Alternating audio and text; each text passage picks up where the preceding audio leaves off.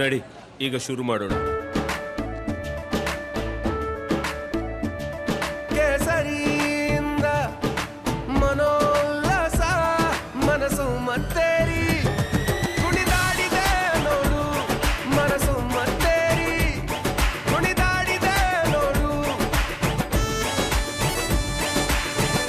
ಕ್ಷಣ ಕ್ಷಣವೂ ಆಚರಿಸಿ ಕೇಸರಿ ಹಬ್ಬ. ವಿಮಲ್, ಬಾಯಲ್ಲಿ ಹೇಳಿ ಕೇಸರಿ.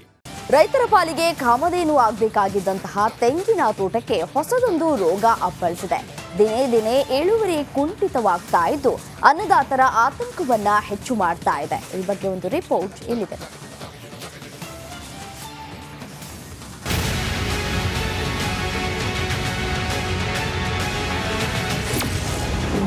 ಕಲ್ಪವೃಕ್ಷಕ್ಕೆ ಕಪ್ಪು ತಲೆ ಹುಳು ಕಾಟ, ಇಳುವರಿ ಕುಂಠಿತಕ್ಕೆ ರೈತರು ಕಂಗಾಲು. ಅನ್ನದಾತರಿಗೆ ಆಸರಿಯಾಗಿದ್ದ ತೆಂಗಿನ ಮರಗಳಿಗೆ ಕಪ್ಪು ತಲೆ ಹುಳು ಕಾಣಿಸಿಕೊಂಡಿದ್ದು ಮರಗಳು ಸರದಿಯಂತೆ ಸಾವನ್ನಪ್ಪುತ್ತಿವೆ.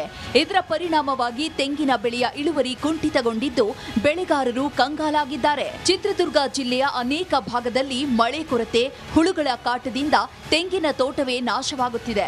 ಚಳ್ಳಕೆರೆ ತಾಲೂಕಿನ ಸಾಣಿಕೆರೆ ಸುತ್ತಮುತ್ತಲಿನ ಗ್ರಾಮಗಳಲ್ಲಿ ಬಹುತೇಕ ತೆಂಗಿನ ತೋಟಗಳನ್ನ ಕಟ್ಟಿಕೊಂಡಿರುವ ರೈತರು ಕಂಗಾಲಾಗಿದ್ದಾರೆ. ನಾವು ಅದೇ ರೀತಿ ಹಾಕಿದ್ವಿ, ಅದನ್ನೇ ನಂಬಿಕೊಂಡು ಮಾಡಿದ್ವಿ. ಆದರೆ ಇವತ್ತೆಲ್ಲ ರೋಗ ಬಾಧೆಯಿಂದ ಮನಸ್ಸಿಗೆ ಭಾಳ ನೋವಾಗುತ್ತೆ. ಫಸ್ಟಿಗೆ ಬಂದಿರೋ ತೋಟ ಒಣಗೋಗಿರೋದ್ರಿಂದ ಮನಸ್ಸಿಗೆ ಭಾಳನೇ ಬೇಜಾರಾಗುತ್ತೆ. ಈಗ ಒಂದು 8-10 ವರ್ಷದಿಂದ ಕಾಪಾಡ್ಕೊಂಬಂದಿದ್ವಿ, ರೋಗ ಬಾಧೆಯಿಂದ ಭಾಳ ಬೇಜಾರಾಗ್ತದೆ. 2 ವರ್ಷಗಳ ಹಿಂದೆ ಹೊಸದುರ್ಗ, ಹೊಳಲ್ಕೆರೆ ಭಾಗದಲ್ಲಿ ತೆಂಗಿನ ತೋಟಗಳಿಗೆ ಇದೇ ರೋಗ ಕಾಣಿಸಿಕೊಂಡಿತ್ತು. ಚಿಕಿತ್ಸೆಯಿಂದ ತೆಂಗಿನ ಮರಗಳನ್ನು ಉಳಿಸಿಕೊಳ್ಳಬಹುದು, ಆದರೆ 100% ಸಾಧ್ಯವಿಲ್ಲ ಅಂತಿದ್ದಾರೆ ಅಧಿಕಾರಿಗಳು. ಇರೋಂಥ ತೋಟಗಳಿಗೆ ಮೊದಲು ನೀರು ಗೊಬ್ಬರಗಳ ನಿರ್ವಹಣೆ ಮಾಡಿದಾಗ ಗಿಡಗಳ ಚೆನ್ನಾಗಿ ನಿರ್ವಹಣೆ ಆಯಿತು ಅಂದರೆ ಈ ರೋಗ ಕೀಟಗಳ ಬಾಧೆ 99% ಬರೋದಿಲ್ಲ. ಬಂದಂತಹ ಸಂದರ್ಭಗಳಲ್ಲಿ ಯಾವುದೇ ರೈತರು ಧೃತಿಗೆಡದೇನು ಬೇಕಾಗಲ್ಲ. ಇದು ಗೋಮೇಜಸ್ ಪರೋಪಜೀವಿ ಹುಳ ಬಿಡೋದ್ರ ಮುಖಾಂತರ ಸಂಪೂರ್ಣವಾಗಿ ಇದನ್ನ ಹತೋಟಿ ಮಾಡಲಿಕ್ಕೆ ಸಾಧ್ಯ. ಅಂದರೆ ಈಗ ಒಣಗಿರೋ ಗಿಡಗಳು ಓದಂಗೆ ಸರ್? ಖಂಡಿತ ಇಲ್ಲ. ಅದನ್ನ ಗರಿಗಳನ್ನು ತೆಗೆದುಬಿಟ್ಟು ಮತ್ತೆ ಹೊಸ ಗರಿಗಳು ಬರತಕ್ಕಂಥ ಸಂಭವ ಇದೆ. ಬಟ್ ಕೆಲವು ತೋಟಗಳಲ್ಲಿ ಅಲ್ಲೇ ಕೆಲವು ಗಿಡಗಳಲ್ಲಿ ಕೆಲವು ಹೋಗ್ತದೆ. ಬರಗಾಲದಲ್ಲೂ ರೈತರು ಟ್ಯಾಂಕರ್ ಮೂಲಕ ನೀರು ಹರಿಸಿ ತೋಟ ಉಳಿಸಿಕೊಂಡಿದ್ರು. ಲಕ್ಷಾಂತರ ಹಣ ಸುರಿದು ಮರಗಳನ್ನ ಮಕ್ಕಳಂತೆ ಬೆಳೆಸಿದ್ರು.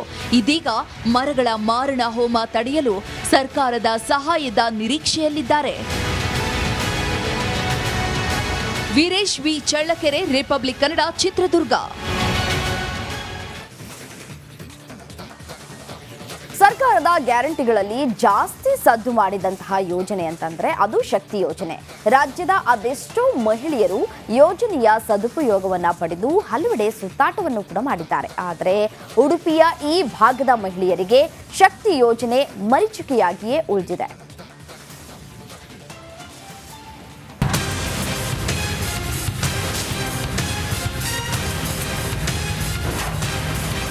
ಹೌದು, ರಾಜ್ಯಾದ್ಯಂತ ಶಕ್ತಿ ಯೋಜನೆಯನ್ನ ಮಹಿಳೆಯರು ಉಪಯೋಗ ಮಾಡಿಕೊಳ್ತಿದ್ರೆ ಉಡುಪಿ ಜಿಲ್ಲೆಯ ಬೈಂದೂರು ವಿಧಾನಸಭಾ ಕ್ಷೇತ್ರದ ಮಹಿಳೆಯರಿಗೆ ಶಕ್ತಿ ಯೋಜನೆ ಭಾಗ್ಯ ಇನ್ನೂ ಕೂಡ ಕೂಡಿ ಬಂದಿಲ್ಲ. ಟೆಂಡರ್ ವಿಳಂಬ ಕಾರಣವಿಟ್ಟು 2 ವರ್ಷ ಆದ್ರೂ ಇನ್ನೂ ಈ ಭಾಗದಲ್ಲಿ ಸರ್ಕಾರಿ ಬಸ್ಸು ನಿಲ್ದಾಣವೇ ಆಗಿಲ್ಲ. ಈ ಕ್ಷೇತ್ರದಲ್ಲಿ ಬರುವ ಕೊಲ್ಲೂರು ಮೂಕಾಂಬಿಕಾ ಶಕ್ತಿ ಪೀಠಕ್ಕೆ ತೆರಳಲು ಸರ್ಕಾರಿ ಬಸ್ಸೇ ಇಲ್ಲ ಎನ್ನುವುದು ವಿಪರ್ಯಾಸ. ನಾನು KSRTC ಬಸ್ ಸ್ಟ್ಯಾಂಡ್ ಮತ್ತು ಡಿಪೋ ಎರಡನ್ನೂ ಸ್ಯಾಂಕ್ಷನ್ ಮಾಡಿದ್ದೇನೆ. ಬಸ್ ಸ್ಟ್ಯಾಂಡ್ ಆದಮೇಲೆ ಡಿಪೋಗೆ ಜಾಗ ಸಹ ಕಾಯ್ದಿರಿಸ್ಟೇ ಆಗಿದೆ. ಆದರೆ ಅವರು ಬಸ್ ಸ್ಟ್ಯಾಂಡ್ ಬಗ್ಗೆ ಯಾವುದೇ ರೀತಿ MP ಆಗಲಿ ಶಾಸಕರಾಗಲಿ ಅದನ್ನು ಓಪನ್ ಮಾಡಬೇಕನ್ನೋ ಮನೋಭಾವನೂ ಇಲ್ಲ, ಅದ್ರ ಬಗ್ಗೆ ಪ್ರಯತ್ನವೂ ಇಲ್ಲ. ನಾನು ಮೊನ್ನೆ ರಾಮಲಿಂಗ ರೆಡ್ಡಿ ಮಂತ್ರಿಗಳು ಹೇಳಿದ್ದಾರೆ, ಮತ್ತೆ ಸ್ವಲ್ಪ ಅಲ್ಲಿ ಕೆಲಸ ಬಾಕಿ ಇದೆ, ಇನ್ನೊಂದು 2.5 ಕೋಟಿ ಹಣ ಬೇಕಂತ ಹೇಳಿ ಈಗ ಟೆಂಡರಿಗೆ ಹೋಗಿದೆ.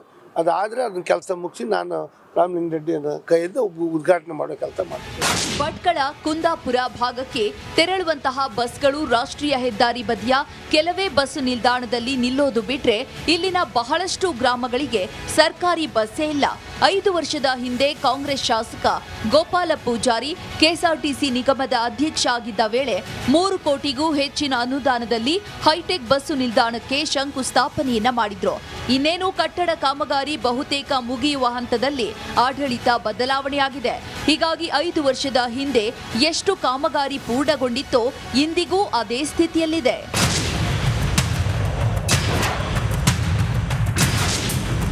ಒಟ್ಟಾರೆ ಕಾಂಗ್ರೆಸ್ ಶಾಸಕರ ಅವಧಿಯಲ್ಲಿ ಶಂಕುಸ್ಥಾಪನೆಯಾದ ಬಸ್ಸು ನಿಲ್ದಾಣ 5 ವರ್ಷ ಆದರೂ ಪೂರ್ಣ ಆಗದೆ ಈ ಭಾಗದ ಮತದಾರರು ಸರ್ಕಾರಿ ಬಸ್ಸು ಸೇವೆಯಿಂದ ವಂಚಿತರಾಗಿದ್ದಾರೆ. ಅಂಕಿತ್ ಜೊತೆಗೆ ಹರೀಶ್ ಪಾಲಿಚ್ಚರ್, ರಿಪಬ್ಲಿಕ್ ಕನ್ನಡ, ಉಡುಪಿ.